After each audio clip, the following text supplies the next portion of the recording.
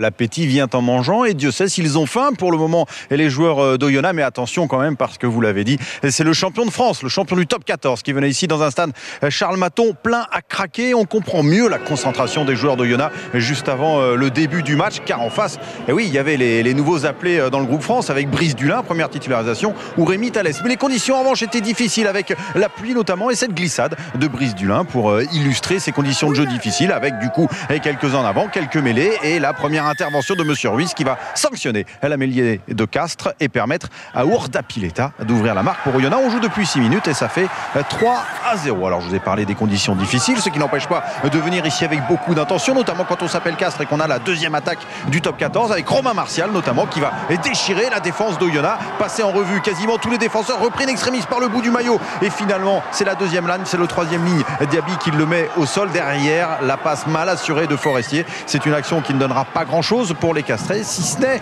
cette occasion de montrer à nouveau qu'on a envie de jouer.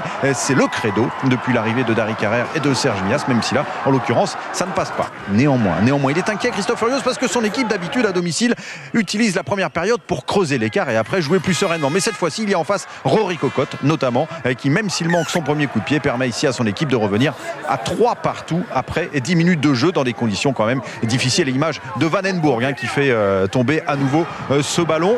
Et parfois des séquences qui ressemblent un peu à du grand n'importe quoi, ce ballon avec des en avant dans tous les sens, des coups de pied, une charge de Capo Ortega avec un nouvel en avant et même, une petite aile de pigeon de la part d'Ourda Pileta, mais en même temps on n'est pas un numéro 10 argentin sans avoir des velléités parfois de football.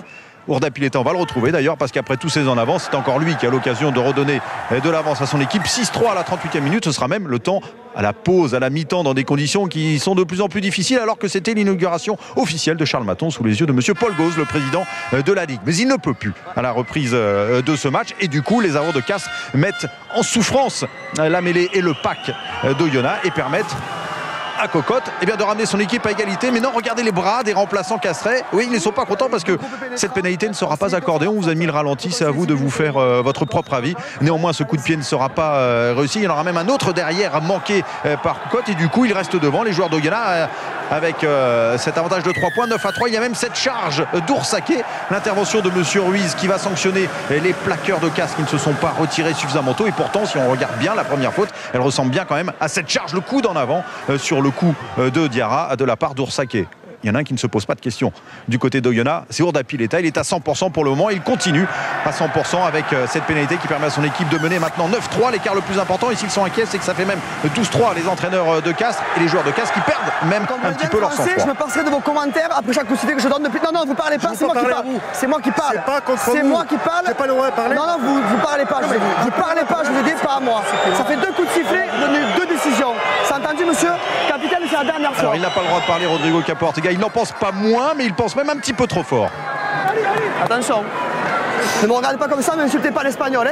Attention. Monsieur Ruiz, il parle espagnol, c'était une jolie passe d'armes. Néanmoins, cette passe d'armes se conclura par des nouveaux coups de pied pour Rory Cocotte qui permet à son équipe de revenir du coup parce qu'il a retrouvé la cible et il permet même à son équipe de revenir à 12-9, 3 points seulement. 65e minute, le regard de cette jeune supportrice d'Oyonnax inquiète parce que Rémi Thalès vient de rentrer et le coaching va peut-être faire la différence pour Castres qui n'est qu'à 3 points de cette équipe d'Oyonnax invaincue depuis 25 matchs. Donc, ballon récupéré par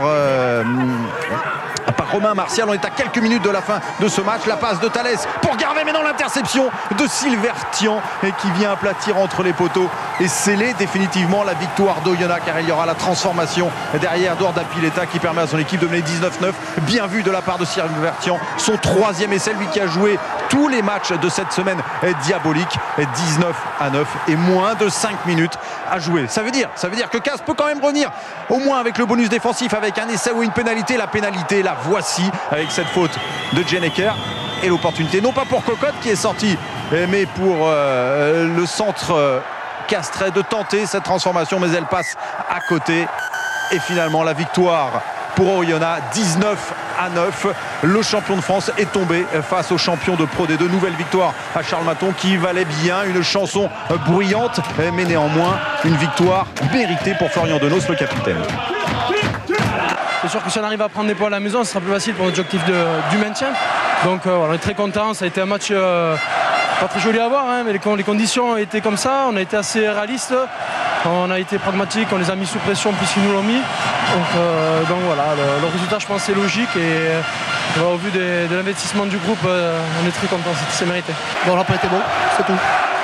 On s'est fait chier, on n'a pas trop joué, et voilà, il fallait occuper. Et dans notre cas, on a joué de ballon, on a pris les contres et voilà. On a tout simplement pas été bon et Oyonnax mérite amplement la victoire.